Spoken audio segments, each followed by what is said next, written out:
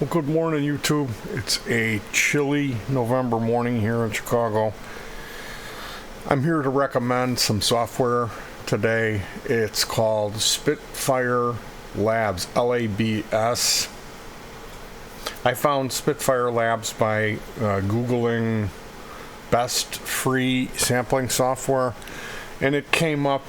I used it last year, I think, was when I first installed Labs, and it's not the easiest VST install. As a matter of fact, this is going to take you some time to install it. They want you to do everything through their interface, and it's not like you can just download everything and keep it forever. You need to install Spitfire Labs and then go through their interface, and they have these blocks like a calendar.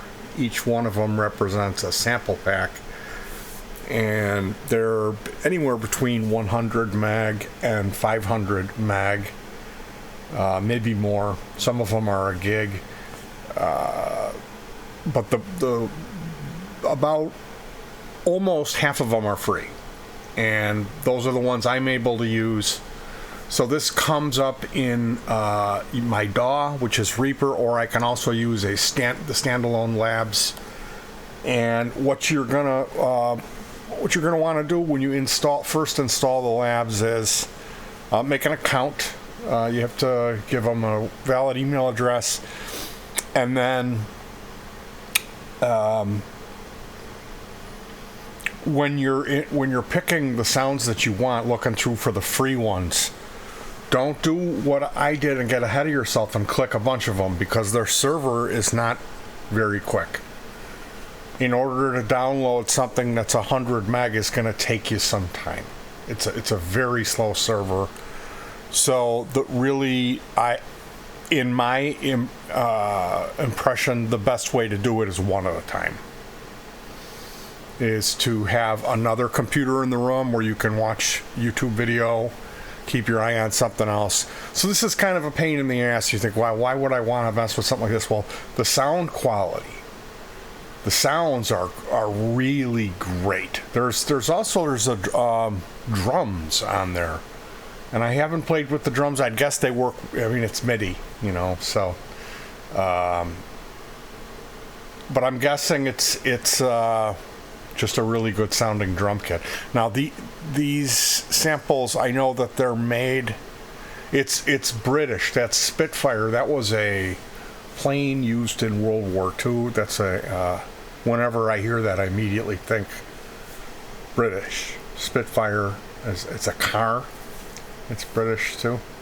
Anyway, I had a problem because the computer that I built, that I was trying to install Labs on, and that's the other part of this video besides recommending it to you guys. I went with Windows 7 when I installed the operating system on this computer, and now at this point I don't remember why I did that. Anyway, it didn't install. And I was playing around reinstalling a Microsoft C++ packet that installs itself along with the it was a like API runtime DLL, one of those real long name file that somebody had made a YouTube video and said, hey, download these two. If you have 64-bit, you're going to need the 64-bit one and the 32. And he said, put the 32-bit one in the 64 folder and the 64 one in the 32. So, of course, I tried that after reading the comments, and someone brought it up, like, hey, that's flip-flopped. Anyway, none of that worked, obviously. Eventually, I was able to find a place to download Windows 7 64 Service Pack 1. You can't get it from Windows anymore. They're not supporting that. So if you're like me and you like to run older machines for some reason, this is something you're going to want to do, is grab a copy of Windows 7 64-bit Service Pack 1 and keep that copy. For me, I guess this is a lesson learned, but I'm not sure if this sound card that I'm using, this EMU 0404, is supported by Windows 10. I really don't know. That's probably more likely the reason that I went with Windows 7. Now, once I had downloaded that, and it's a gig, again, it was on a slow server, so it took all night. It took like an hour and a half. And then installing that was relatively simple.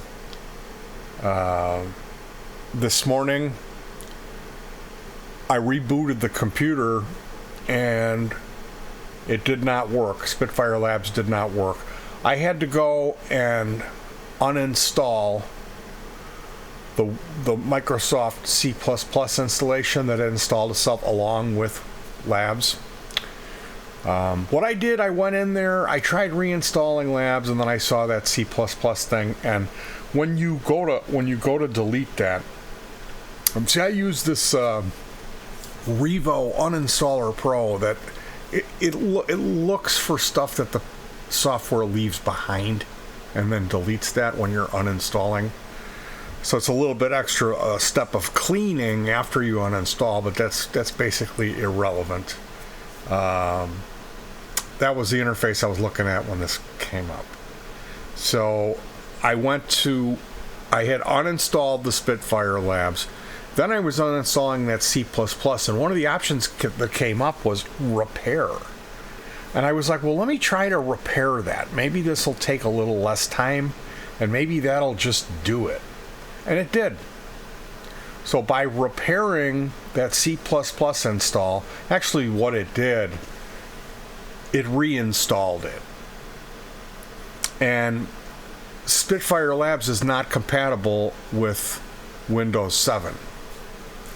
It's compatible with Windows 7 Service Pack 1, but it's not compatible with Windows 7. And don't ask me how I figured this out. It was all just by chance, actually by Googling.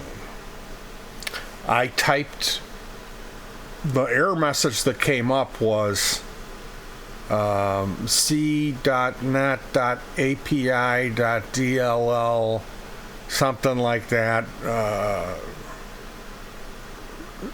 Maybe there was a runtime in there that I'm forgetting about. It was a long file, a DLL file that was missing from the syswow 64 and then the sys32 folders in the Windows directory. I was getting this error message, and I typed that. I wrote Spitfire Labs, and then I typed in the DLL file that was missing and hit enter on Google, and one of the things that came up was this Microsoft page that was talking about, if you have this problem, you need to install Service Pack 1. It had nothing to do with Spitfire Labs. It was some Adobe software. And there was, in the video that these people were talking about, there's some game that they play that had this issue too. So I'd imagine there's quite a few different softwares that face this issue. Just depends on when they came out. You know, if they were written on Win 7 Service Pack 1, maybe they rely on a file that's in there that's not in Windows 7. So that was a little hoop I had to jump through, and I really do like this. I love this Spitfire Labs software. My complaint about it is I wish I had more. I don't have very much. I have, like, the strings, the scary strings, the piano, the sleigh bell, and there's a quartet. So there is a lot you can do with it, and I have the drums. So I gotta see what I can do with this. Can I get creative and really rely on this if it's going to be stable, if it's going to work good?